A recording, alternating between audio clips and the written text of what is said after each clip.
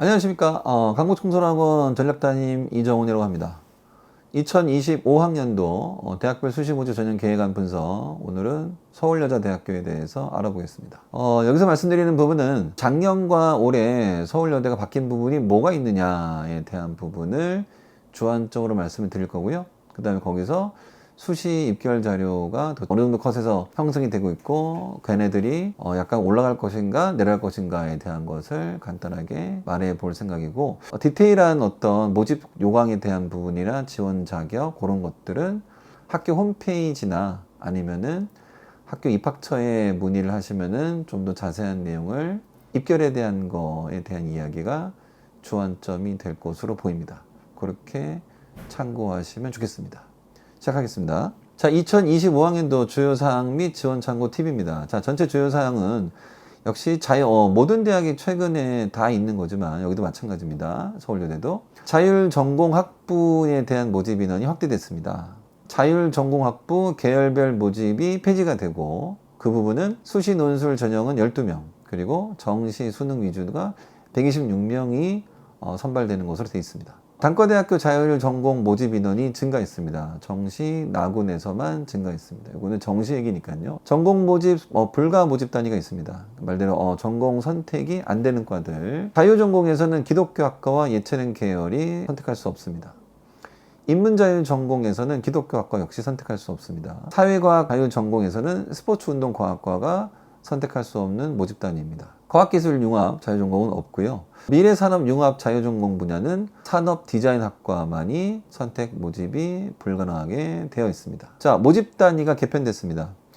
교육심리학과가 심리, 인지, 과학, 학부로 바뀌었습니다. 인지학습과학 전공과 응용심리 전공으로 두 분야가 바뀌었습니다. 입학 정원이 좀 늘어났습니다. 30명에서 38명으로 왔고, 교직 이수는 안 되는 모집 단위로 운영됩니다. 자, 모집 단위명 명칭이 바뀐 학과들이 있습니다. 정보보호학과가 지능정보보호학과라는 이름으로 바뀌었습니다.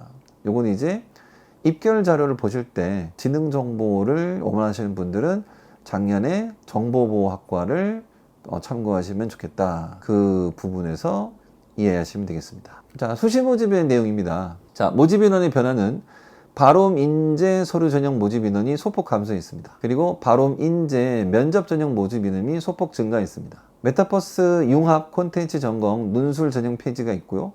그리고 교과 우수자가 신설되었습니다. 전형 방법은 학생부 교과 성적 반영, 교과 및 교과목 확대가 되어 있고, 교과 전형과 논술 전형이 그렇게 됐습니다. 확대가 된 거죠. 무슨 얘기냐면은 거기 밑에 나와 있지 보시면 국수영 사과 각 교과의 상위 3개 과목 총 12과목에 대한 부분으로만 되어 있다가 국영수 사과의 어떤 전 과목으로서 확대가 됐습니다. 요거는 단순히 말하면 이런 거죠. 잘한 과목 12과목만 보다가 모든 과목을 다 봐야 된다 쪽이니까, 모든 과목을 애들이 다 잘 보기가 쉽지가 않잖아요. 그러면은 살짝 내신 등급은 소폭 조금 작년보다는 내려가지 않을까 쪽으로 방향을 잡으시면은 아마 좀 더 유리한 전략을 세울 수 있을 거라고 생각이 되고요. 특이한 건 아닌데 최근에 들어서는 모든 대학이 마찬가지 같습니다. 대부분의 대학들이 서류 전형에 대한 어떤 인원을 조금 더 감소하는 추세고, 면접에 대한 비중을 올리고 있는 추세인 것으로 보입니다. 그러니까 면접 대비가 작년보다 늘어날 가능성이 높다는 걸 말하는 거기 때문에 그런 것을 참고해서 수시 지원 전략을 세웠으면 좋겠다라는 겁니다. 자, 작년과 비교했을 때 전형 모집에 대한 부분입니다. 자, 논술 우수자 전형은 작년과 비교했을 때 자연히 소폭 증가했지만 그만큼의 자율전공 어떤 인원이 늘어났기 때문에 인원수의 변화는 크다고 볼 수는 없습니다. 거의 유사할 거라고 생각하고, 전형 방법, 수능 최저 학력 기준이 다 똑같습니다. 자, 교과 우수자 전형입니다. 인문이 좀 늘었고 자연은 조금 줄었습니다. 차이는 별로 없는데 말 그대로 이제 요거는 요 인원수의 변화에 대한 부분은 아마도 자율전공 학부에 대한 인원과 관련이 있을 거라고 예상이 되니까 그 점을 참조하시면 될 것으로 보입니다. 나머지 최저학력 기준 전형 방법은 바뀐 것은 없습니다. 바롬 인재 전형에 대한 것이 아까 말씀드린 소폭 인원이 서류 전형이 줄었다 그랬죠. 인문이 조금 줄었고 자연이 꽤 줄었네요. 그죠? 40명 가까이 줄었으니까 꽤 많이 줄었다 느낌이고, 서류 100% 전형이 되겠습니다. 발음, 인재, 면접 전형은 조금 늘어났다고 하는데 그게 인문이 많이 늘어났네요.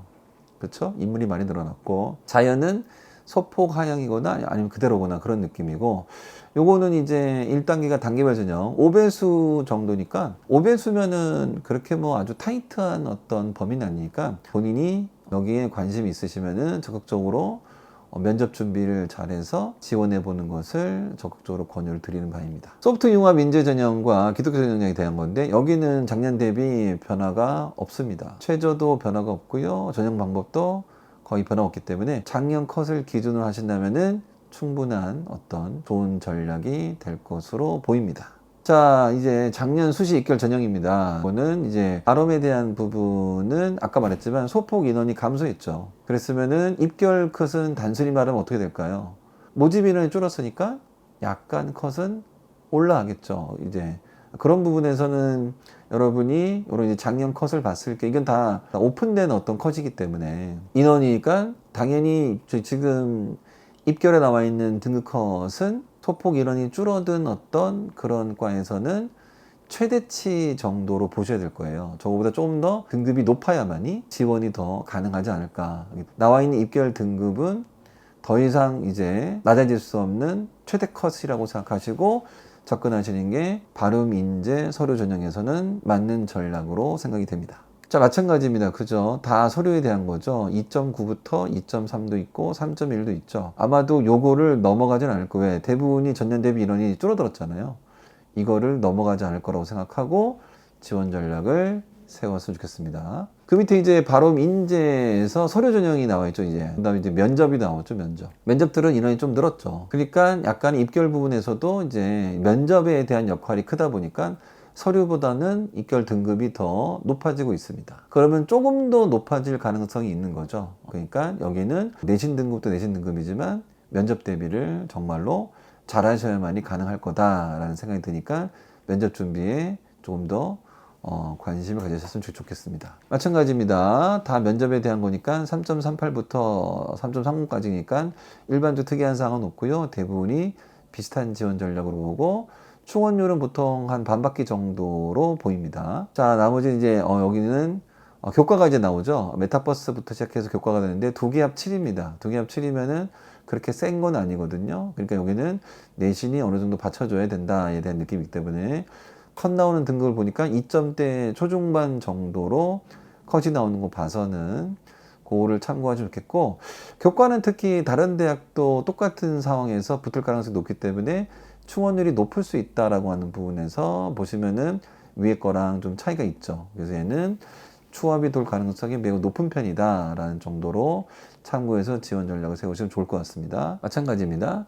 교과 전형이죠. 다 경제학과, 아동학과, 행정학과, 수학과 쭉 나오는데 보통 컷은 2점대 초중간으로 보이고, 이제 거기서 특이한 거는 문헌정보학과 3.93, 그리고 아동학과 3.2, 그리고 언론영상학과 3.5 정도인데, 여기는 약간의 펑크 현상이 있지 않았을까 하는 생각이 듭니다. 그래서 그것을 참고로 해서 지원 전략을 세웠다가는 약간 위험할 가능성이 있다는 것을 알려드립니다.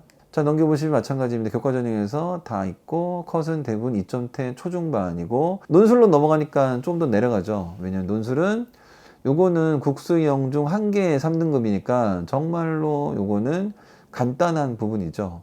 영어가 포함됐잖아요. 그러니까 영어가 3등급 정도이기 때문에 그렇게 어려운 최저 컷은 아닙니다. 그러니까 이거는 논술 성적에 많은 좌우를 할 것이고, 특히 인문 논술 정도는 학교마다 다르기 때문에 이 학교에 인문 논술 붙은 애들은 다른 학교에 붙는다는 가정이 없기 때문에 딱 보시면 아시지만 추합이 별로 돌지 않습니다. 일반적으로 그런 것을 참고해서 지원 전략을 세우셔야 됩니다. 마찬가지입니다. 추합률이 별로 안 되죠. 내신 등급은 논술은 4점대 중후반에서 5점대 중반까지 가고 있습니다. 해당 사항이 되신다면은 충분한 지원 고려를 하실 수 있을 거라고 생각이 됩니다. 마지막이 이제 논술이죠. 그러니까 결과적으로 이제 서울여대도 논술에 대한 부분도 마찬가지, 교과도 마찬가지지만 일반적으로는 다른 학과도 마찬가지로 서류 전형에 대한 거, 종합에서 서류 전형은 소폭 인원이 줄고 있고 면접은 좀 늘고 있다. 면접 대비가 강화되고 있다. 쪽에 대한 부분이 전체적인 주류라는 것을 꼭 알아두시기 바라고, 그거를 감안해서 작년 컷 비교랑 작년보다 조금 더 올라갈 수 있다, 떨어질 수 있다 라고 하는 것을 감안해서 지원을 하신다면은 훨씬 더 좋은 전략에 대한 또는 좋은 결과를 얻을 수 있을 거라고 예측되니까 그렇게 참고하시면 좋겠습니다. 이상으로 서울여대에 대해서 특징을 알아봤습니다.